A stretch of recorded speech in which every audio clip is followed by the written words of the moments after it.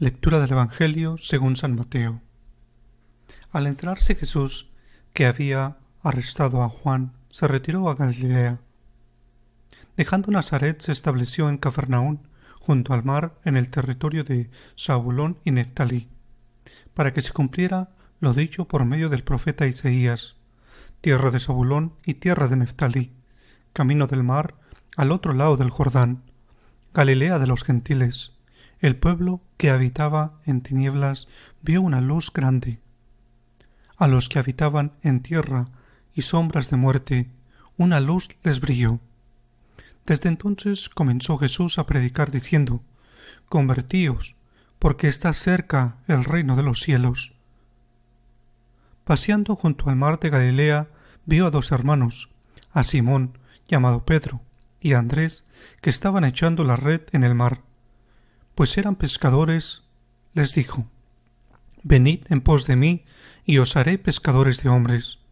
Inmediatamente dejaron las redes y lo siguieron.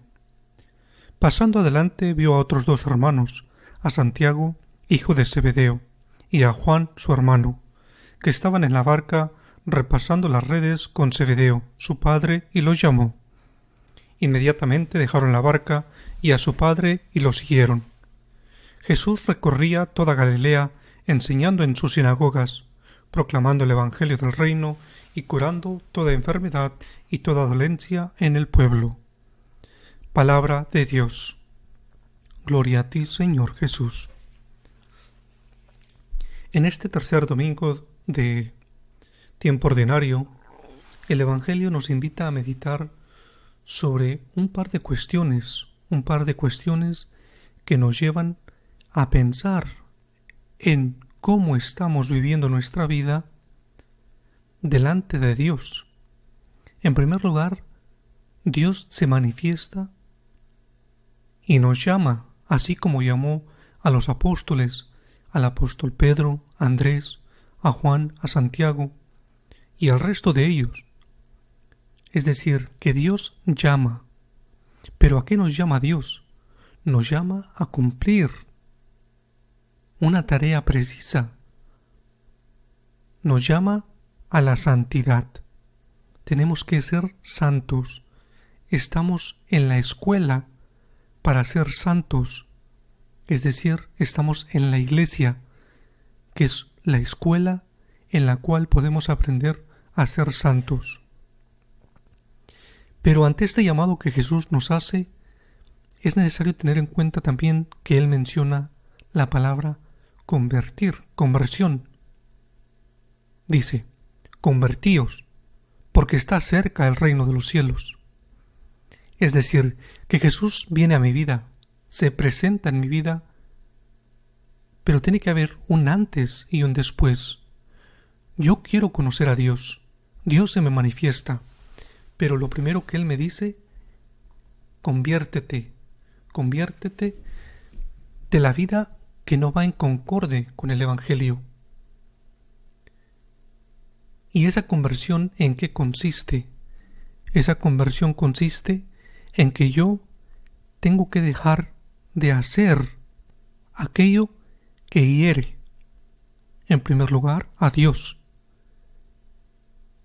aquello que hiere a mi prójimo, aquello que hiere a las personas que más quiero. Tengo que convertirme, tengo que hacer un examen de mi vida, de cómo estoy viviendo, de cómo estoy respondiendo a esa llamada de Dios que me llama a la santidad. Por tanto, la conversión para no una conversión de 350 grados, sino una conversión hacia Dios. Una conversión para mantenernos en su camino. Porque hay una promesa. Dios nos promete la vida eterna. Dios nos promete vivir con Él eternamente. Pero para esto debemos convertirnos, debemos escuchar a Dios, debemos ver cómo Dios se manifiesta en nuestras vidas. Y para eso es también el perdón de los pecados. Es decir, que para yo poder convertirme, tengo que aceptar, tengo que reconocer que en mi vida he pecado, que soy un pecador, pero un pecador que se arrepiente, un pecador que busca la conversión, un pecador que a Dios le ha dado esta luz que es su palabra para poder alcanzar la vida eterna. Y yo me arrepiento, yo soy un pecador, pero soy un pecador que le pide perdón a Dios, que le pide misericordia, que le digo, Señor, he pecado, soy un pecador. Y el primer pecado que cometemos es en no amar a Dios como Él merece.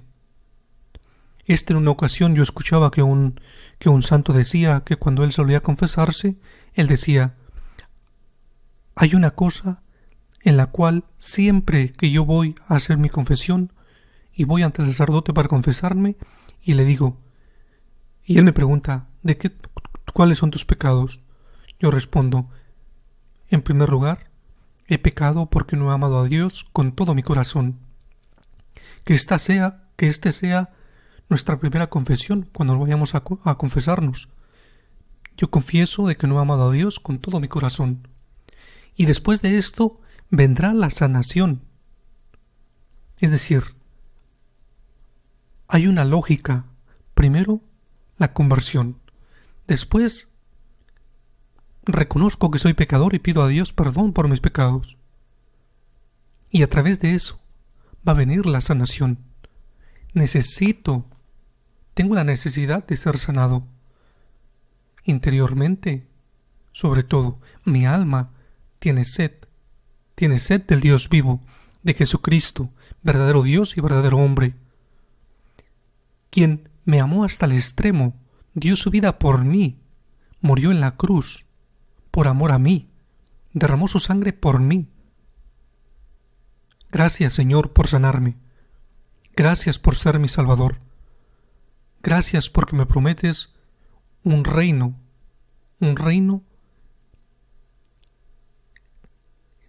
para estar en una eternidad contigo en el reino de los cielos.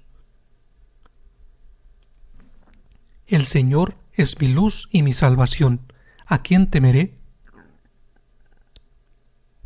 Por tanto, recordemos estas tres cosas: conversión, perdón de los pecados y sanación, ante esta gran promesa que Dios nos hace de la vida eterna. Que así sea.